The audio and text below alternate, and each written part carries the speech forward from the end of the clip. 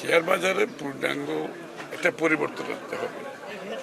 Share বাজারকে নিয়ে security and exchange commission নিয়ে অনেকগুলো আমাদেরকে আইন কানুন পরিবর্তন করে শেয়ার বাজারের পরিবেশ সৃষ্টি করতে হবে, যাতে ভালো শেয়ার বাজারে আসে, ভালো কোম্পানিগুলো আসে এবং জনগণ সেখানে বিনিয়োগ করার একটা সুযোগ পাবে।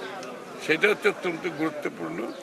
দেশি ফান্ড বিদেশি ফান্ড সবাইকে আকৃষ্ট করতে হবে এবং শেয়ার বাজারের উপর সবচেয়ে বড় কথা আস্থা সৃষ্টি করতে হবে। যে বিশ্বাস আস্থা জনগণ হারিয়েছে, আস্থা সৃষ্টি করতে হবে এবং এটা পরিচালিত হতে হবে একেবারে স্বচ্ছতার সাথে। এখানে কোনো স্বচ্ছতার ব্যাপারে কোনো ধরনের কম্প্রোমাইজ নেই।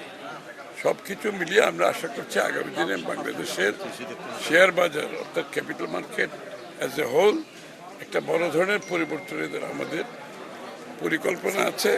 সেটা বাস্তবায়ন হলে শেয়ার বাজারে বড় ধরনের একটা বিপ্লব ঘটবে আমরা আশা করি। সাউদি এক্সপ্রেস করবে ওভারহিটিং শেষ, ইঞ্জিন রাখে ঠান্ডা আর দিবে স্মুথ পারফরম্যান্স। Southee lubricants. এবং শুধু শেয়ার বাজারে বিনিয়োগকারী শেয়ার বাজার না, তার সাথে বাংলাদেশের সার্বিক ব্যবসা বাণিজ্য শিল্পের বিনিয়োগ একটা বড় আকার বৃদ্ধি পাবে, যার ফলে কর্মসংস্থান সৃষ্টি হবে, রপ্তানি বাড়বে, প্রোডাকশন বাড়বে এবং দ্রব্যমূল্যের একটা স্থিতিশীলতা আসবে। এই বাজেটের পরিপ্রেক্ষিতে বাংলাদেশের উন্নয়ন অর্থনীতির সুফল বাংলাদেশের জনগণের সকল জনগণের কাছে পৌঁছতে হবে, এটাই হবে টার্গেট। কোনো পৃষ্ঠপোষকতার রাজনীতি আর চলবে না।